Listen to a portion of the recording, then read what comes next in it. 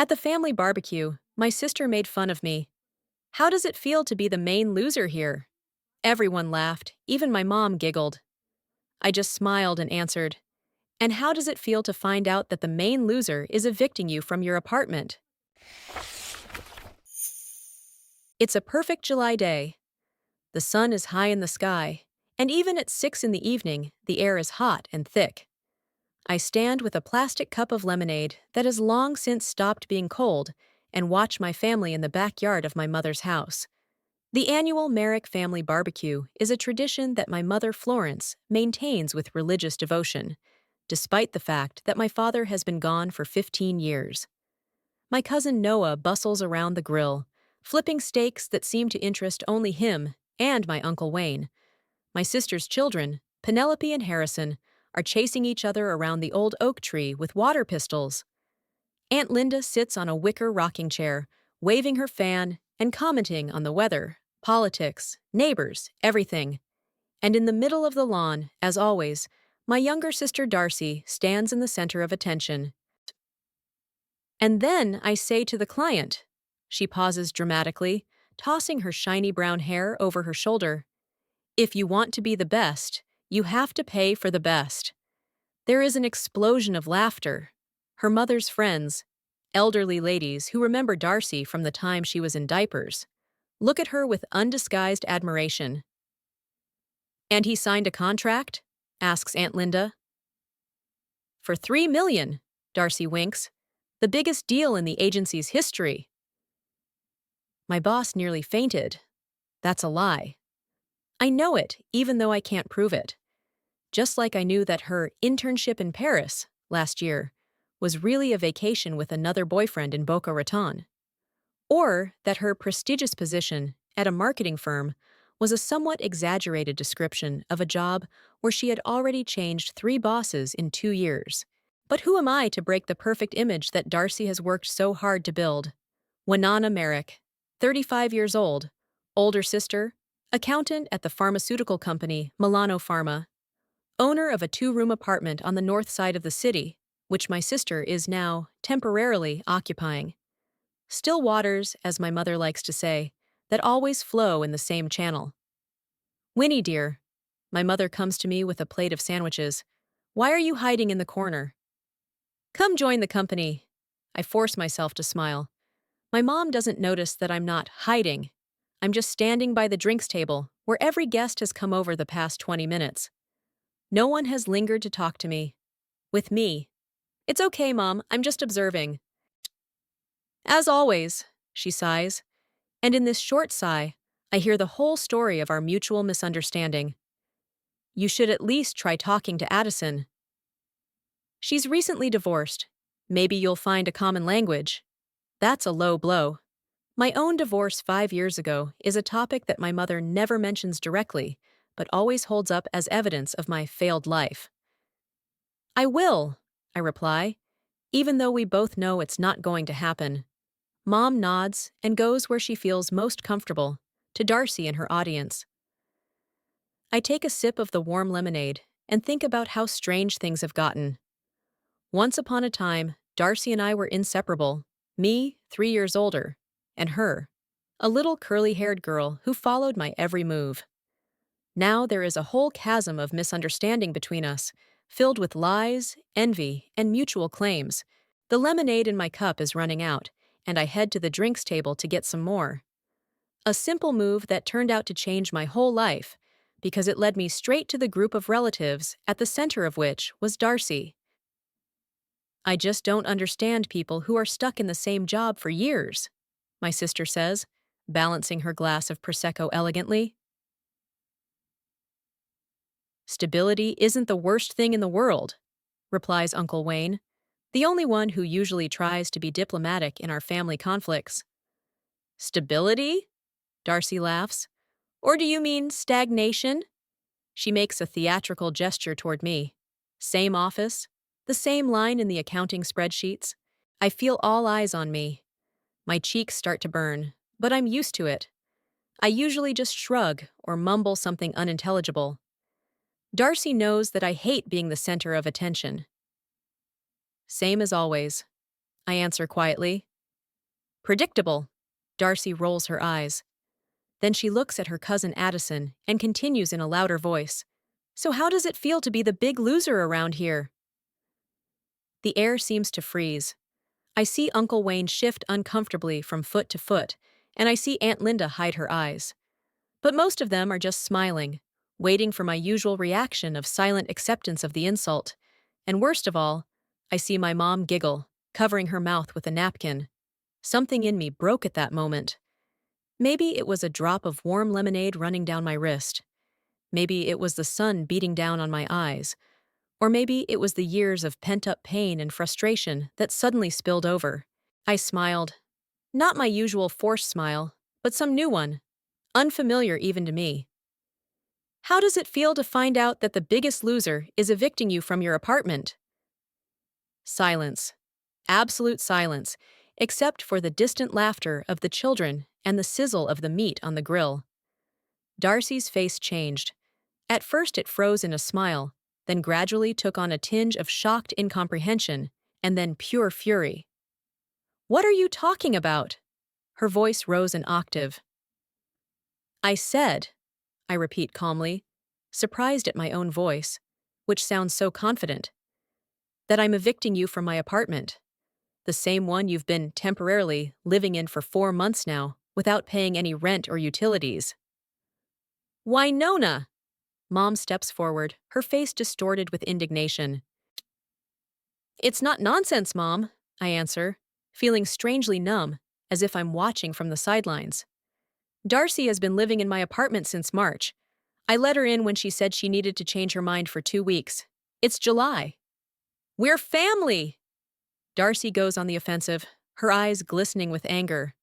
I never thought you'd count every cent. It's not about the money, Darcy. What is it then? Mom interjects. You see, your sister is at an important stage in her career. She can't just live anywhere. I hear the muffled sighs of my relatives. They all know that I bought this apartment on my own, saving for years and denying myself many things. They also know that Darcy's career milestone has been around since college. I'll write you an official letter tomorrow, I tell my sister, feeling my hands shaking. Darcy looks at me as if I've just grown an extra head. You can't just— I can, I interrupt her, and I will. I turn around and walk away, passing the stunned faces of my relatives, ignoring my mother's exclamations. My heart is pounding so hard that I'm afraid everyone can hear it. My legs can barely hold me up, but I force myself to walk steadily, with a straight back, until I reach my old Ford. When I get behind the wheel, I freeze. What did I just do? Did I really say that out loud? In front of the whole family? My hands are shaking so badly that I can't put the key in the ignition. The phone in my purse starts ringing. My mom's number is on the screen. I reject the call. Then another one, and then another. Finally, I turn off the phone. I take a deep breath. Exhale. I feel something strange, unfamiliar. Is it relief, pride, fear? Maybe all of the above. One thing I know for sure is that there is no turning back. I have just crossed an invisible line beyond which I will no longer be perceived as the comfortable, quiet Winnie who always agrees and never causes problems. As I start the car, I catch my eye in the rearview mirror. My eyes are wide open, my cheeks are flaming, but my lips are formed into a slight smile. Who are you? I ask my reflection, and for the first time in many years, I don't know the answer to this question. Driving off my mother's street, I feel both horror and triumph. Quiet water, it turns out, can also create waves, and I've just stirred up a real storm. On the way home, I didn't turn on the radio. The silence in the car helped me organize my chaotic thoughts. The past and present intertwined in my head, as if someone had mixed cards from 2 different decks.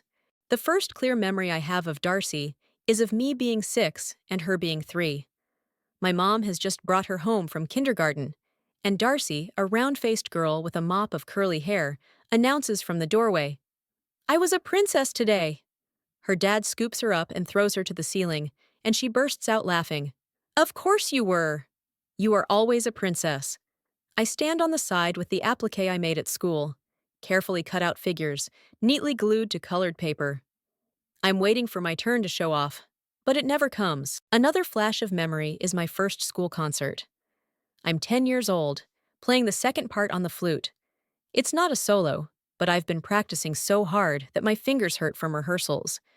Darcy is 7, and she has a swimming competition on the other side of town that day. Dad comes to my performance, but he keeps looking at his watch. After the concert, he quickly hugs me and says, "Good job, Vinny, but we have to run to Darcy's competition." My mom didn't come at all. She was preparing a special pre-competition breakfast for Darcy, even though there were still 6 hours left before the start.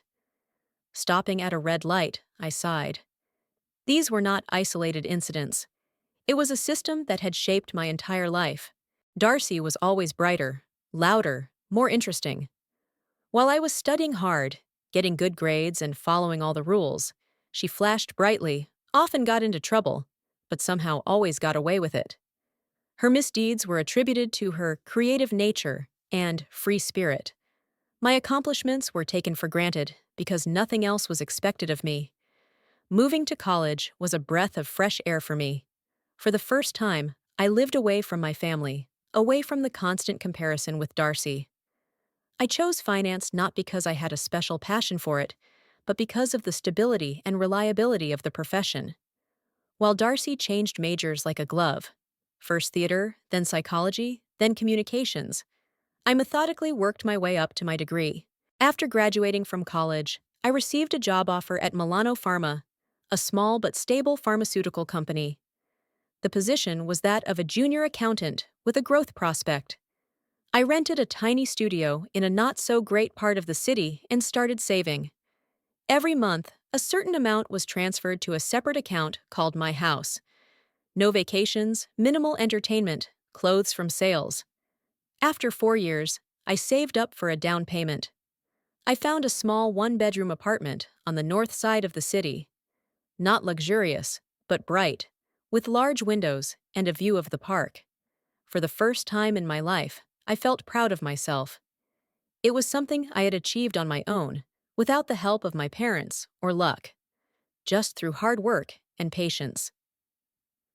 "Why didn't you wait another year and buy something bigger in a better neighborhood?" she asked, looking around the apartment with barely concealed disappointment. "I like this one," I replied, "and I can afford it now." "You're always in a hurry to settle down," my mother sighed. "Not adventurous like Darcy." Darcy was conquering New York at the time. At least, that's what she told me during her rare calls home. In reality, as I later learned, she had changed 3 jobs in 2 years, was living with 3 roommates in a tiny apartment in Queens, and was in debt to several credit card companies. The traffic light changed to green, and I moved forward. Darcy and I had never been close growing up. She appeared in my life sporadically, usually when she needed something. To borrow money until payday, drive her somewhere when her car broke down, sign as a guarantor for the rent when her credit history did not allow her to do it herself. Minimum communication, maximum requests. And yet, when she called me in the middle of the night 4 months ago, sobbing into the phone, I couldn't say no. "I have nowhere to go, Winnie." Her voice was shaking. "I got fired. Those bastards are accusing me of embezzling client funds. Can you believe it? I just borrowed some money. I was going to pay it back after my paycheck." "Darcy." I didn't know what to say. It sounded serious, even criminal. "It's all a misunderstanding." Her voice rose. "But the landlord gave me 3 days to move out. He says he doesn't want any problems. Vinny, I literally have nowhere to go. My mom said she was having a renovation, and I knew that my mom didn't have any repairs. She'd heard the story too, and she figured I was an easier target. "You can stay at my place." The words came out before I could think about them. "Just until you figure out your situation." "Oh my God, Winnie." She stopped crying instantly. "You're a real lifesaver. I'm only here for 2 weeks, 3 at the most. I promise not to bother you. You won't even notice I'm here." The next day, Darcy arrived with 5 huge suitcases, 3 boxes, and her lazy cat Oscar. "It won't be long," she assured me, as I helped her carry my things in. I'm already in talks with several promising agencies. Of course, I nodded, although somewhere deep inside, I already felt I was making a mistake. The first week was bearable.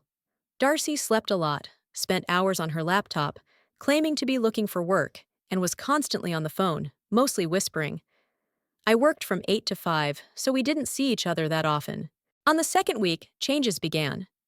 One evening, I came home to find that the living room had turned into a cross between a photo studio and a dressing room. "What is this?" I asked, looking around. "My new project." Darcy beamed with enthusiasm. "I'm becoming an influencer. Several brands are already interested in collaborating. And you're planning to do it here?" "Only temporarily," she assured me, rolling her eyes. "Don't be so petty, Winnie." I wanted to argue that it wasn't petty to want to use my own living room, but I didn't. It was easier that way. And then Darcy's friends showed up. First one or two, then whole companies. They came late, talked loudly, drank my wine, and left a mess. One day, when I came home from work, I found 5 strangers in the apartment, having some kind of party, even though it was only Wednesday. "Winnie!" Darcy ran up to me, barely able to stand. "Meet my friends! This is Troy, Melinda, Jet, Ashton, and—" She frowned at the last guy who was sprawled out on my couch. "I don't actually remember who he is, but he's cool." I breathed in and out slowly. "Darcy, can we talk?" "In the kitchen?" In the kitchen, I tried to explain that I didn't mind her friends, but I wanted to know in advance when they were coming over, so that it wouldn't turn into a regular party. "God, you've become such a bore," Darcy snapped. "You're 35, not 75. A little fun can't hurt." "It's not about fun," I tried to explain. "It's about respecting my space and—" "Okay, okay," she interrupted, rolling her eyes. "Are you satisfied?" But she didn't. Neither the next time, nor when she invited a certain Randall to stay on my couch for a few days. Not when she borrowed my favorite blouse and returned it with a wine stain. Nor when her cat Oscar scratched my antique table, which I had bought at a sale and was very proud of. I was the perfect hostess patient, understanding, non-confrontational. Darcy was the perfect guest, if by perfect we mean a complete lack of respect for other people's space and property. A month later, I decided to start talking about renting. "I understand that your financial situation is difficult," I began cautiously at breakfast, "but maybe you could help a little with the utilities?" The last electric bill was almost twice as high as usual. Darcy looked at me like I was asking her for a kidney. "Vinny, I'm literally broke right now. You know how hard it is to find a good job." She sighed theatrically. "Besides, isn't that what sisters are for?" "Of course," I mumbled, feeling my cheeks begin to burn with shame for even bringing it up. "I just thought—" "I'll pay you back when I get back on my feet," Darcy assured me, turning to her phone. "I promise." But time passed, and Darcy did not get back on her feet. Instead, she seemed to sink deeper and deeper into my space.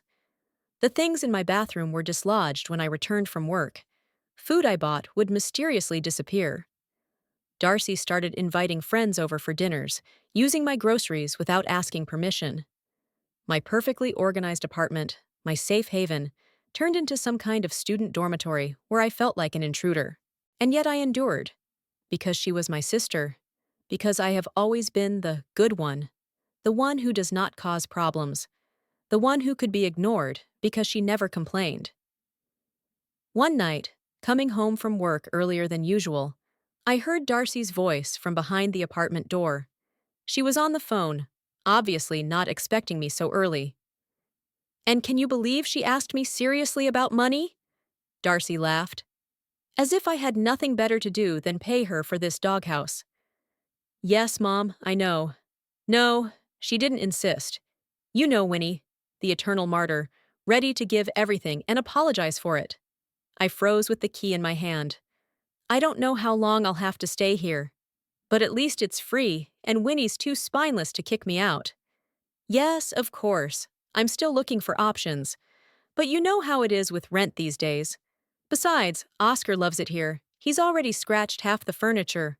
I retreated quietly to the elevator, went downstairs, and spent 45 minutes wandering around the building before returning. By then, Darcy had finished talking and greeted me with her usual casual smile. "You're early?" she said. "Something wrong?" "No, I'm just tired," I replied, hanging up my coat. "I decided to leave early." "Cool," she nodded, no longer paying attention to me. "By the way, I invited a few friends over for dinner." "Is that okay?" "Of course," I answered automatically, although my insides were boiling. That night, as I lay in bed listening to Darcy's group laughing in the living room, I realized that I had reached a limit. I couldn't go on living like this. I could not allow myself to be used. I couldn't be invisible in my own home. But I wasn't ready for a confrontation yet. I needed time to collect my thoughts, to prepare, and maybe some spark that would push me to action. As it turned out, that spark came from a family barbecue and Darcy's careless question about what it's like to be the main loser. A question to which I finally found an answer. After the family barbecue, my life turned into a cold war. Darcy didn't come home that night. My mom called me every hour, leaving angry messages, demanding that I explain this wild prank. I didn't answer. For the first time in my life, I felt so devastated that I didn't even have the strength to justify myself. The next morning, on Monday, I woke up with a headache, but with a clear intention. I needed to understand what was really going on with Darcy. Not her version of events, but the reality. So instead of going to work, I called in sick. It was so out of character for me that my manager even asked me twice if it was really me. In my 12 years at Milano Pharma, I have never taken time off without an absolute necessity. The clock read 9 in the morning when I started my investigation. First, I called Laura, my accounting colleague, who had a friend at the Creative Boom marketing agency, the same one where Darcy allegedly worked. "Laura, this is a strange request," I began, feeling awkward. "Does your friend still work at Creative Boom?" "Crystal?" "Yes, she's the head of HR there now." "Why?" Can you can you ask her if my sister works there?" "Darcy Merrick?" Pause. "Vinny, are you okay? You never ask for things like that. I'm fine. I just want to check something out." Laura said yes and called me back a half hour later. "Vinny, Crystal says Darcy Merrick never worked at Creative Boom. She came in for an interview about 5 months ago, but didn't even make it past the first stage." I felt like my heart skipped a beat. 5 months.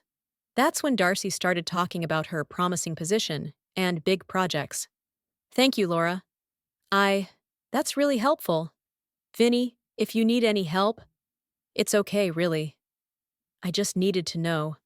After this conversation, I did something I had never allowed myself to do before. I went into Darcy's room to search through her things.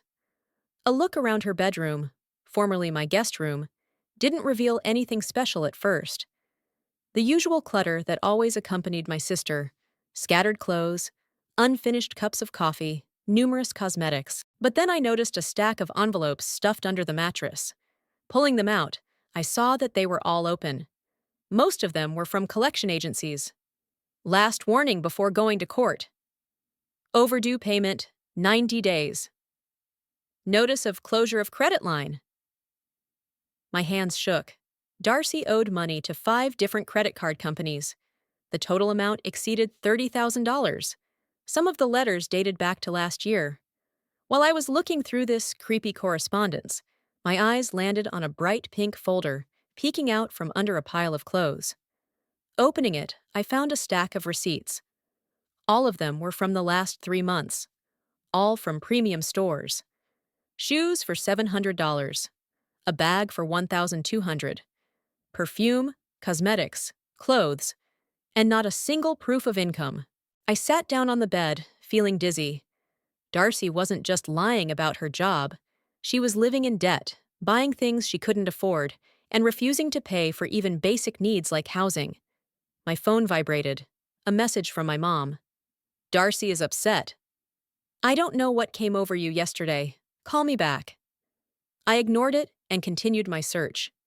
In my nightstand, I found a folder labeled Resume. 5 different versions, each embellishing her work history so much that I could barely recognize the real facts.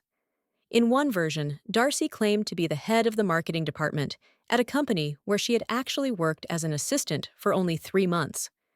In another, she said she had graduated from college with honors, when in fact she had barely passed her exams. My shock gradually turned into anger, not only because of the lies, but because of the absolute shamelessness. Darcy wasn't just trying to survive, she was actively deceiving everyone, including me, to maintain the illusion of success she never had. When I returned to the living room, I noticed that Oscar, Darcy's cat, was napping on my bookshelf. Next to him was the family photo album that I always kept closed on the top shelf. When I opened it, I saw that several photos had been taken out. All of them were from my school days, when I received awards or participated in performances. It seemed strange. I turned the pages to the section with our childhood photos, and then I noticed something that made my heart go cold. In many of the pictures, where I was standing in the center or looking particularly happy, someone had gently scratched my face. The scratches were barely noticeable if you didn't look closely, but now I could see them clearly thin lines that crossed my face in dozens of photos. As I looked around the apartment more closely, I noticed other signs of sabotage. My collection of vintage brooches that I had been collecting for years was incomplete. Several of the most valuable pieces were missing. Pages in my favorite books were stained with coffee or bent. My favorite mug, a gift from my first boss, had a crack that hadn't been there before. These were not accidents.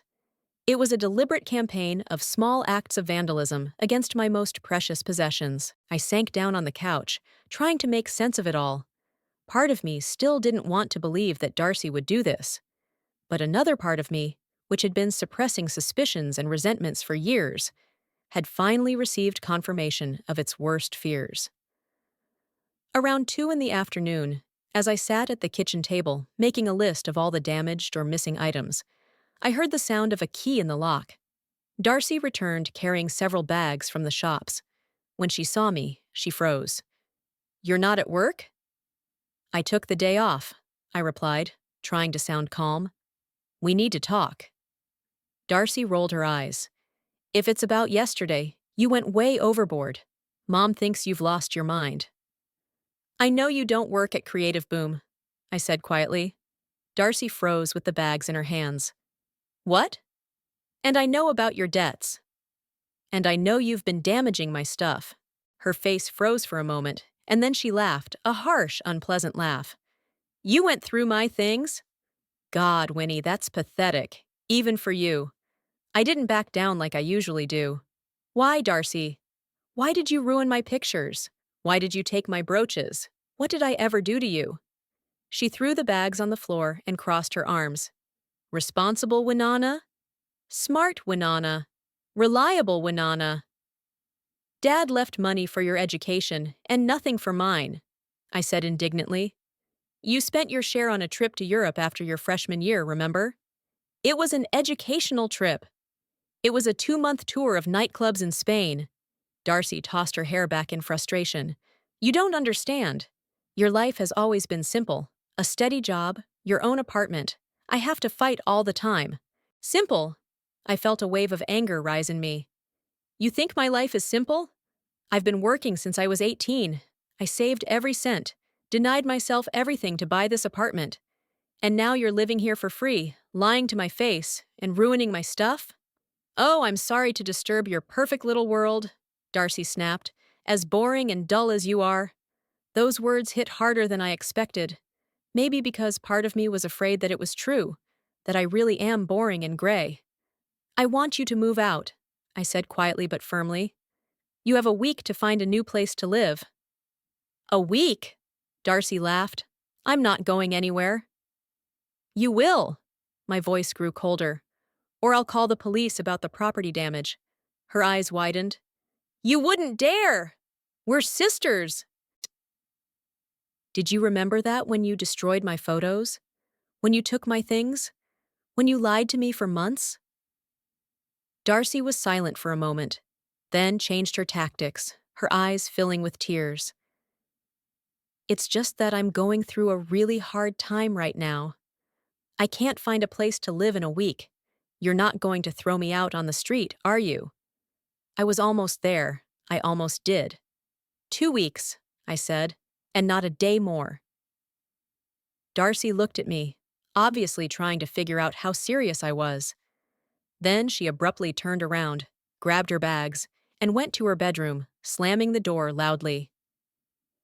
The next few days were tense. Darcy hardly spoke to me, leaving her room only when she thought I was out. She was constantly on the phone, often speaking in whispers. I heard fragments of phrases. I can't now. I need more time. She won't agree. My mother called every day, demanding explanations and trying to persuade me to come to my senses. I answered briefly, not going into details. Some part of me was still ashamed to tell the truth about Darcy, even though I didn't understand why I was protecting her. On the 5th day after our confrontation, I came home from work early. I had finished my quarterly report and received praise from my bosses, so I decided to reward myself with a night of books and wine. I wasn't expecting to find Darcy at home.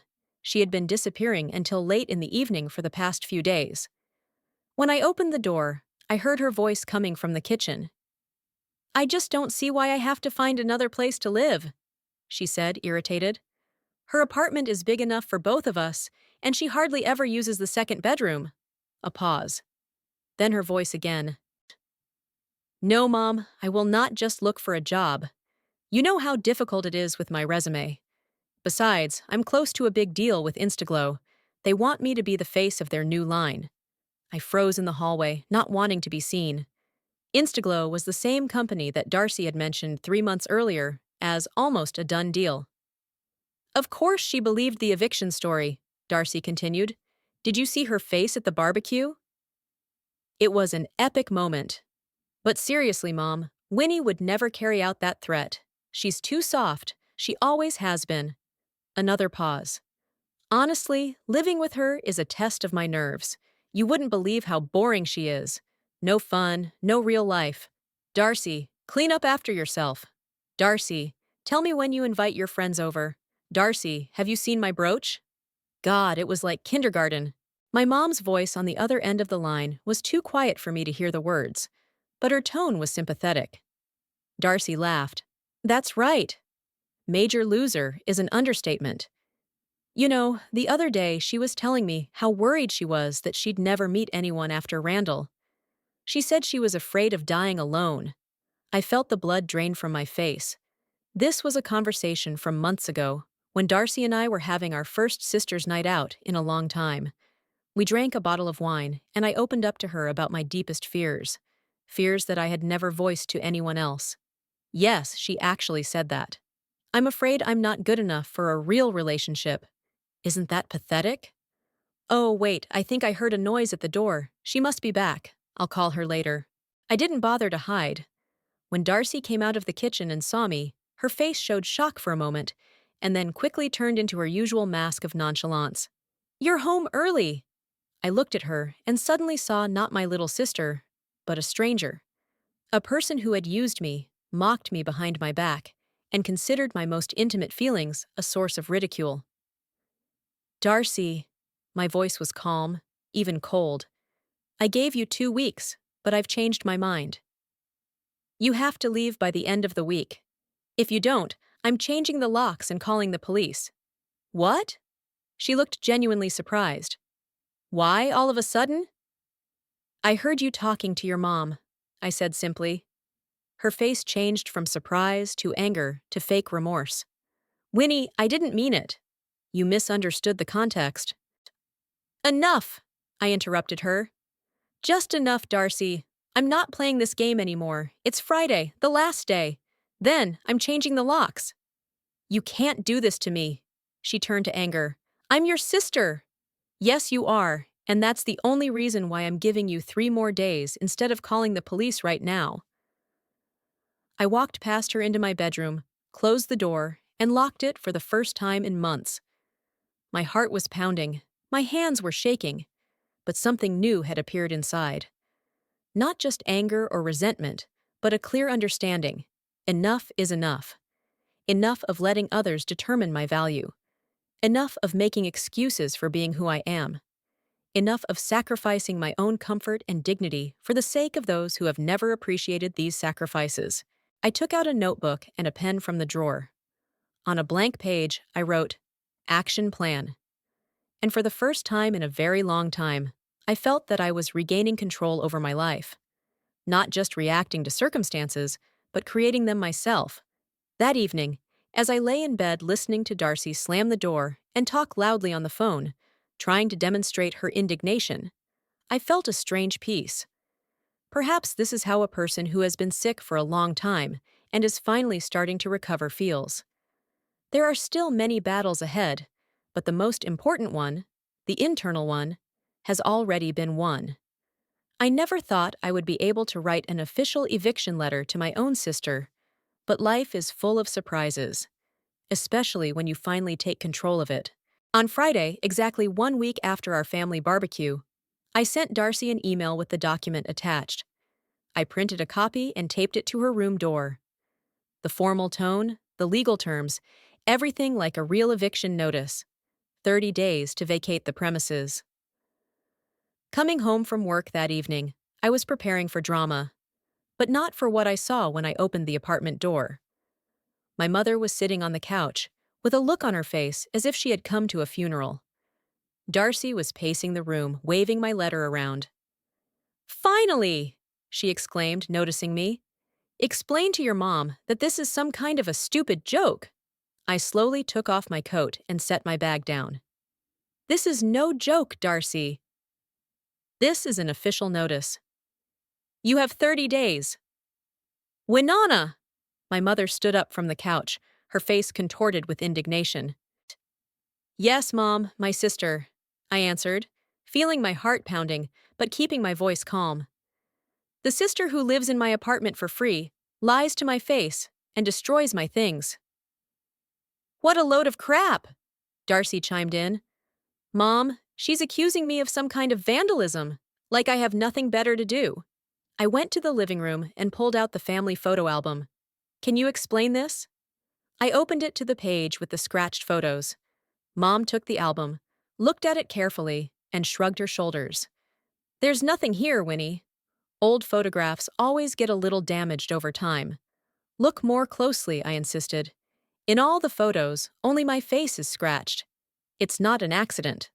My mother continued to look at the pictures, but in her eyes I saw a determined refusal to accept the obvious. She would never take my side against Darcy, no matter what evidence I presented. "I don't understand why you've suddenly become so cruel," she finally said. "Darcy is going through a difficult time. She's having career problems." "Mom, Darcy doesn't have a career," I interrupted. "She never has. She owes tens of thousands to credit card companies, buys expensive things, lives on other people's dime, and lies to everyone around her." "That's not true!" Darcy screamed, but for the first time I heard a note of panic in her voice. "She's making it up, Mom," I called Creative Boom. I replied calmly, "You weren't even invited to an interview after the first stage, and I found the letters from the debt collectors under your mattress." Darcy turned sharply white. Mom looked from her to me, looking genuinely puzzled for the first time. "Darcy, is it true?" "Of course not," Darcy cut off, but her voice sounded unconvincing. "Winnie she's always been jealous of me. She's always wanted to destroy me." This absurdity was so obvious that even my mother couldn't accept it. "Darcy," she began hesitantly. "I don't believe it." Darcy grabbed her bag. "I don't believe you're choosing her side. She's always been your favorite." I almost laughed at this blatant distortion of reality. "Darcy, you have 30 days, I repeated. "After that, I'm changing the locks." "We'll see." She started for the door. "This is my home, just like yours. I'm not going anywhere." The door slammed. Mom and I were left alone, in a silence that seemed almost deafening after the emotional storm. "Winnie," Mom began, and I could hear the confusion in her voice. "Is it that bad?" It's worse, I answered quietly. Darcy needs help, Mom. Real help, not excuses and not excuses. My mom sat down with her hands on her head.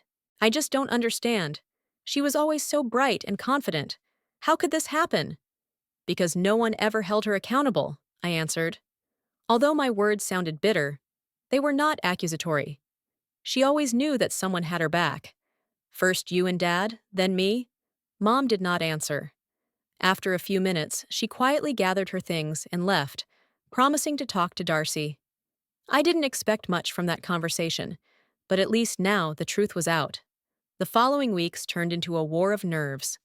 Darcy appeared in the apartment sporadically, always late at night, ignoring me.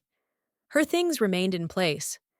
Several times I found new damage, scratches on the furniture, stains on her clothes. A petty revenge that only confirmed the correctness of my decision. My mom called every day, begging me to find a compromise. I remained steadfast, even though it cost me sleepless nights and constant guilt. I kept asking myself, am I being too cruel? Shouldn't I, as an older sister, have supported Darcy no matter what? The saving grace came from an unexpected ally at work, Maverick Grint, a new financial analysis specialist who joined our department a few months ago. We were working on a joint project, and one night we stayed up late. Tired and demoralized, I shared some of my family drama. Maverick turned out to be not only a good listener, but also a person who had been through similar things. My brother lived off me for 3 years, she said, as we sat in an empty office with paper coffee cups, alcohol, debt, constant promises to change. And what happened then? I asked, feeling for the first time in weeks that I was talking to someone who really understood. It was terrible at first, Maverick admitted, adjusting her thick-rimmed glasses. He told everyone I had betrayed him. My parents were on his side. I felt like the worst person in the world. That's exactly how I feel now, I whispered. But you know what happened next? She continued. When he realized that I wasn't seriously going to help, he had to take responsibility for his life. Now he's been sober for 2 years. He's working. He's even paid me back some of my money.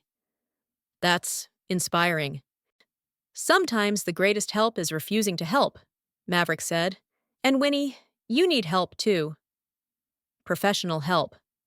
So, with Maverick's light hand, I went to a therapist for the first time in my life. Dr. Eliza Feldman, a short woman with penetrating eyes and a calm manner, didn't promise quick results. Patterns that have been formed over the years don't disappear overnight, she said at our first session. Under her gentle but persistent guidance, I began to understand the roots of my low self-esteem. Why I had always put the needs of others before my own. When was the last time you did something solely for yourself? Dr. Feldman asked in the third session. Not because it was practical or useful, but just because you wanted to? I couldn't remember. And this revelation was a turning point. Along with therapy, my professional life was also changing. Previously, I always kept in the shadows, did my job flawlessly, but never stepped forward. Now, inspired by Maverick's support, I finally raised my hand at a department meeting when they were looking for a leader for a new project to restructure financial reporting. Winona? My manager, Harrison Delaware, looked genuinely surprised. You want to lead this project?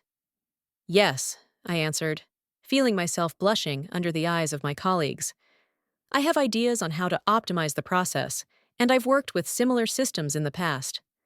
Surprised but interested, he gave me a chance. I spent a sleepless night preparing a presentation of my ideas, and the next day I presented them to the team. After that, the project officially came under my leadership. I don't want to say, I told you so. Maverick winked at me as we left the meeting. But I did. You're amazing, Winnie. The world just didn't know it because you didn't know it. Things were getting better at work, but the situation with Darcy was reaching a dead end. A week before the deadline to move out, she still showed no signs of preparing to move. In fact, my mother reported that Darcy was telling all the relatives that I was throwing her out for no reason and always hated her. I don't know what to do, I confessed to Maverick over lunch.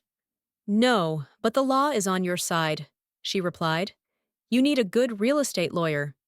Do you think it's that serious? Winnie, your sister is not going to leave voluntarily. She hopes you'll give up. That evening, I looked for lawyers on the internet and found a small firm nearby, Pierce and Partners. They specialize in real estate and family law. The next morning, I made an appointment for a consultation. Lowell Pierce turned out to be nothing like I had imagined. No expensive suits or arrogant attitude. He was a tall man with premature gray hair on his temples, wearing jeans and a sweater, with a warm smile and a calm voice. So, you want to evict your sister from your apartment? He summarized after listening to my story. And she refuses to leave. Yes. I nervously fumbled with the strap of my bag. It sounds terrible, I know. It doesn't, he interrupted gently.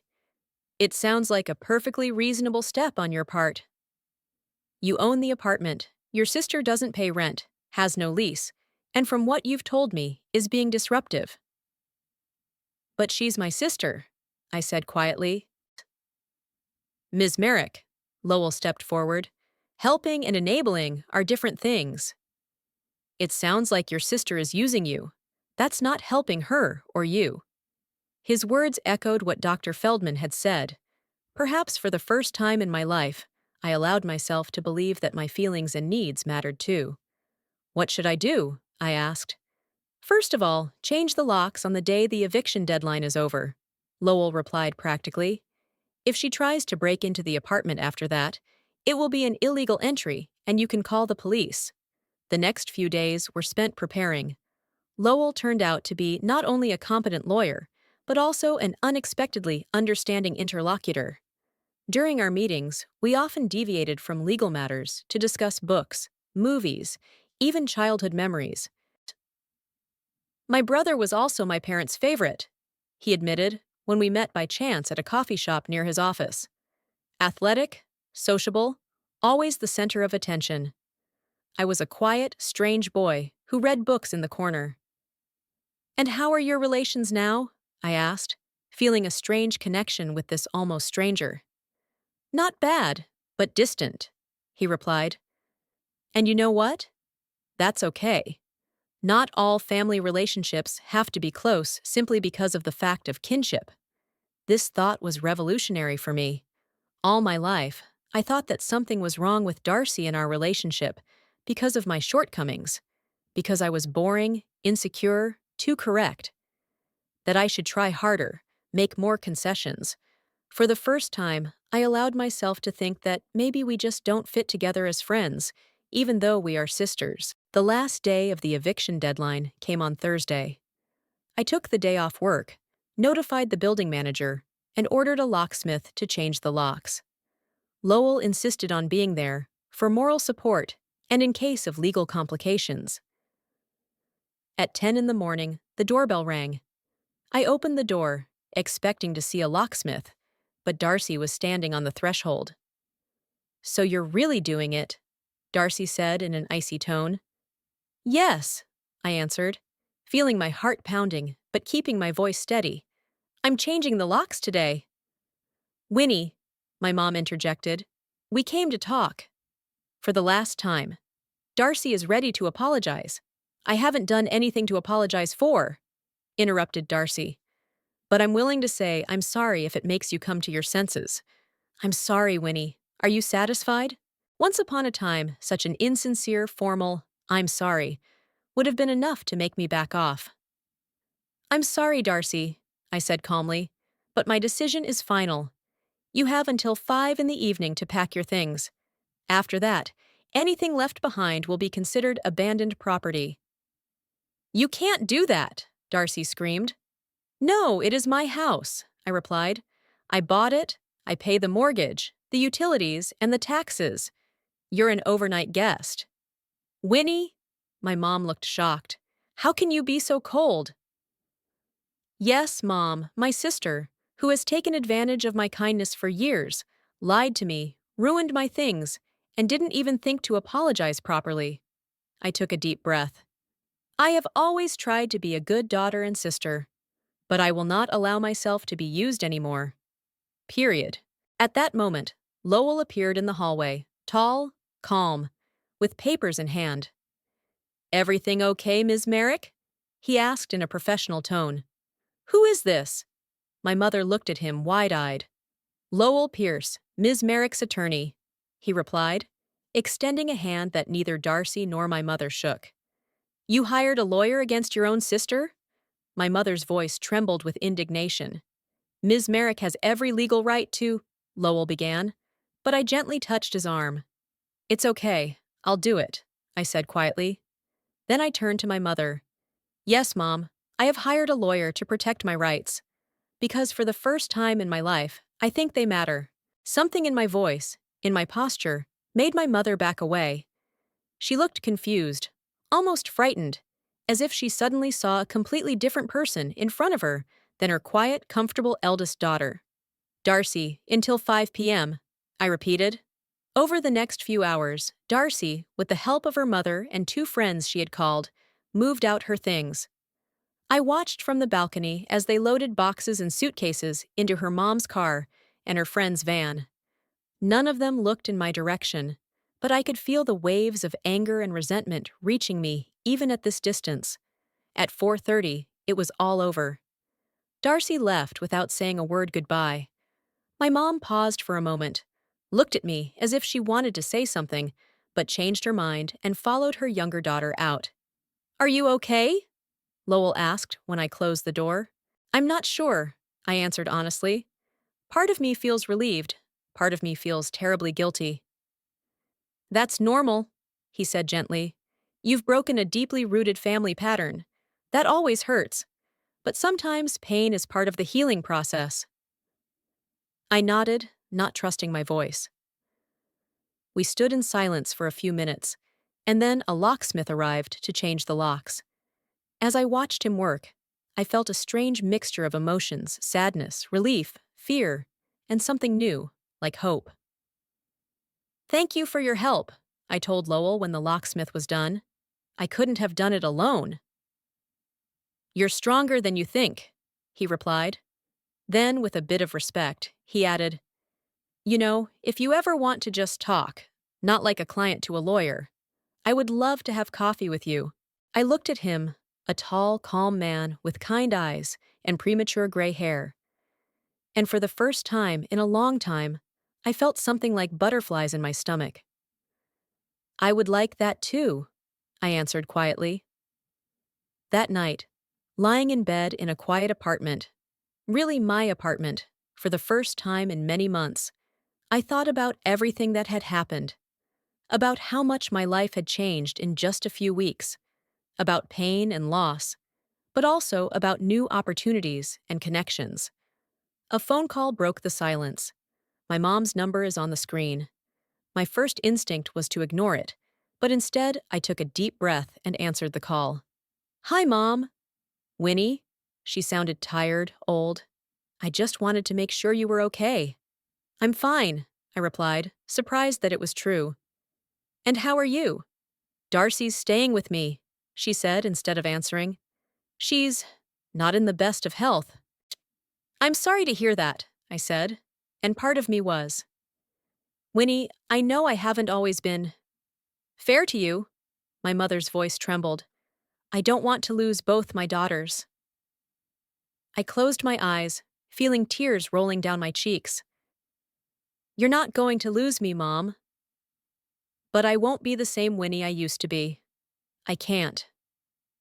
I understand, she whispered. Good night, daughter. Good night, Mom. I hung up the phone and stared at the ceiling for a long time.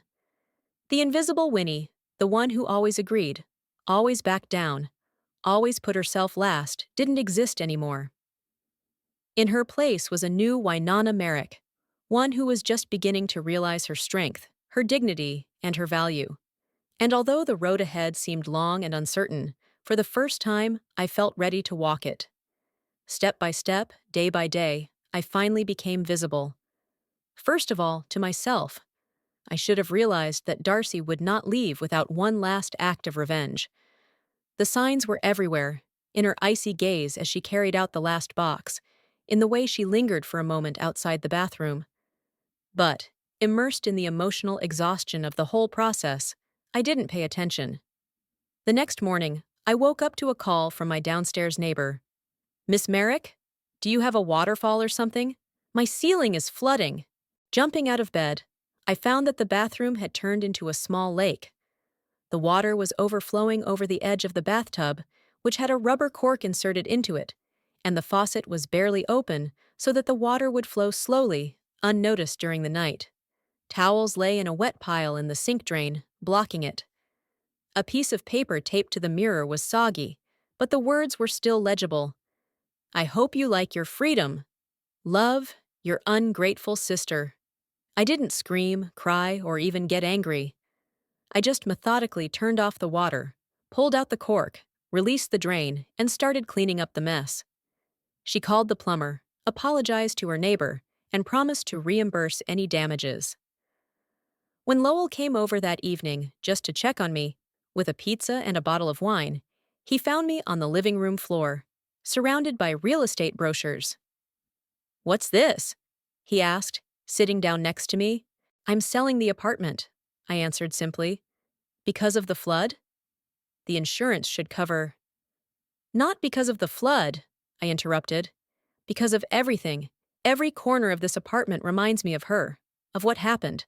I want to start from scratch." Lowell nodded, not trying to talk me out of it. "I understand. I can help with the legal aspects of the sale if you want," I smiled. "But this time I'd like to hire you officially." "That's a shame," he winked. "I was hoping to pay you in lunches and conversation." The first real smile in days touched my lips. Lunches and conversations are still on the table, but on a separate schedule. The following months were a period of change and growth. My apartment sold faster than I expected. The real estate market was booming, and the buyer offered a price that exceeded my expectations. I found a new place in a different part of the city, a small but bright apartment on the top floor of a building with access to the roof. "You like the height," Lowell said when we first looked at the apartment. "I like the perspective," I replied. The move gave me the opportunity to get rid of things that carried negative memories. I didn't throw away the family photo album with the scratched photos, but I packed them in a box and put them in the back corner of the pantry. A tribute to the past that doesn't determine my future. My job has changed too. The financial reporting restructuring project I led was successful, and this did not go unnoticed by the management. At the quarterly meeting, Harrison Delaware publicly recognized my contribution. "Winona has shown not only technical competence, but also the leadership we've been missing on the team," he said, and I noticed the surprised looks from colleagues who were used to seeing me as the quiet accountant in the corner. So I'm pleased to announce her promotion to senior financial analyst with her own team. Maverick, who was sitting next to me, squeezed my hand under the table. "Who would have thought it?" she whispered. "Winona Merrick is finally showing the world what she can do." My relationship with my mother remained difficult. After Darcy's eviction, we had several tense phone conversations that usually ended in silence or more accusations. But gradually, something started to change. Perhaps she finally saw the true face of her younger daughter when she lived with her. Maybe she just didn't want to lose both daughters. Whatever the case, our conversations became less tense. "Your apartment is nice," she said when she finally visited me in my new home. "It's bright." "Thank you," I replied simply, not looking for hidden meanings or criticism in her words, as I had done before. "Winnie, she trailed off, as if the words were hard to come by. "I know I haven't always been fair with you." I took a deep breath. Once upon a time, I would have given everything for such a half acknowledgement. Now it was just there, a fact that didn't heal past wounds, but at least acknowledged their existence. "I know, Mom," she said quietly. "We all do what we think is right at the time." "And Darcy," she began, but I interrupted gently. "I don't want to talk about Darcy today, okay? Let's just enjoy our tea." And we did. Not as a perfect mother and daughter, but as two grown women trying to find common ground. My relationship with Lowell developed slowly, but organically. First, coffee after work, then lunches, then weekends together. We were both carrying the baggage of past disappointments and traumas, both learning to trust again. "I like that you're not trying to be someone you're not," he said one evening as we sat on the roof of my new apartment watching the sunset. "That's rare." "The irony is that I spent most of my life trying to be someone else," I admitted. "Someone brighter, more interesting, more special, like Darcy. And now? Now I realize that quiet water is not a flaw. It's just my nature, and it has its own power." He took my hand in his, and we sat in comfortable silence, watching the sun sink behind the city's skyline. Over the next months, I continued to work with Dr. Feldman, unpacking the layers of insecurity and habits of self-depreciation that had accumulated over the years. It was a slow process, with ups and downs, but I could see progress. "The biggest change I notice," Dr. Feldman said in one of our sessions, "is the way you talk about yourself. You no longer describe yourself in terms of being useful to others." I've been thinking about that. Probably because I've finally started to see myself as a whole person, not as a function or a role. "Exactly," she smiled. "And that's a huge step." I hadn't heard from Darcy in almost a year. I knew from my mom that she had moved to another city, trying to start over. Sometimes I thought about her, not with anger or resentment, but with a quiet sadness for what we could have had but never did. True sisterhood. And then came the day of my grandmother's 80th birthday, a family gathering that could not be missed without serious consequences. I arrived with Lowell, feeling the familiar tension but also a new confidence. Darcy was there, visibly thinner and less vibrant than before. She had arrived unescorted, a little late, and seemed to be trying to keep to herself. Our eyes met across the room, and we exchanged brief, tense nods. Later, when the guests split up into groups, I found myself at the drinks table, by accident or old habit, and Darcy came over to pour herself some wine. "So," she said, trying to sound casual, "I heard you got a promotion." "Yeah," I said simply, "a few months ago." "And a new boyfriend." She nodded toward Lowell, who was talking to our uncle. "A lawyer, right?" "The one who helped me get evicted?" "Lowell, yes." I didn't fall for the provocation. "Very convenient." Her voice took on a familiar bitterness. "Always practical, our Winnie." I took a deep breath, feeling the old buttons being pushed, but no longer triggering the same reaction. "You know, Darcy," I said calmly, "I've long thought that being quiet, careful, and practical were flaws. That being you, bright, spontaneous, the center of attention, was the only way to be valuable. But now I realize that we all have our strengths and weaknesses. And the most important thing is to appreciate what you have, not to envy what you don't have." She looked at me with a long look that mixed different emotions: anger, surprise, maybe even a bit of respect. "It's easy to say when you have everything," she finally replied. "And She fell silent. "You have a chance to start over," I said softly. "We all do." "Do you hate me?" It wasn't a question. "No," I answered honestly. "I don't. But I won't let you make me invisible anymore." She took a sip of wine, avoiding my gaze. "Mom says you sold the apartment." "Yes, it was the right decision." "I'm sorry. For the flood." The words came out strained, as if she were forcing them out of her throat.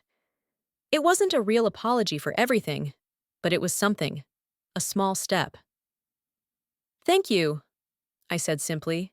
We stood in an uncomfortable silence, two sisters separated by years of misunderstanding and pain, but perhaps for the first time looking at each other with a glimmer of honesty. "I hate these family meetings," Darcy finally sighed. "I know," I smiled, "but they get easier when you stop trying to be someone you're not." Our conversation was interrupted by Grandma's call for a celebratory toast. We parted ways, not as friends, not even as real sisters, but perhaps with a little less of a gulf between us. Later that night, as Lowell and I drove home, he asked, "How are you?" "Good," I said, and it was true. Not perfect, but good. You and Darcy seemed civilized. "We'll never be close," I said calmly, "but maybe in time we can just exist in the same space without pain." He squeezed my hand. "You know what I noticed today? You were the quietest person in the room. Not the loudest or the brightest, but the most present. People were drawn to you without even realizing it." I smiled, remembering how several relatives came up to me just to talk, to ask for advice, how my nephews showed me their drawings without me asking. "Silent water," I said, looking out the window at the city at night. "You can't always see its flow, but it makes its way, shapes its banks, nourishes everything around it." "And it can be extremely powerful," Lowell added. I nodded, feeling an inner peace that comes not from the absence of problems, but from the knowledge that I can face them with confidence in my own abilities. We drove past the park where I often walked at dawn, watching the first rays of the sun touch the calm surface of the lake. The quiet water reflecting the light hides the depths and flows its way, regardless of who notices it. I realized that I am no longer ashamed to be this quiet water. I am no longer trying to be something other than I am. Invisible no longer meant invisible. It meant deep, calm, strong in its quiet flow. And that was my true strength.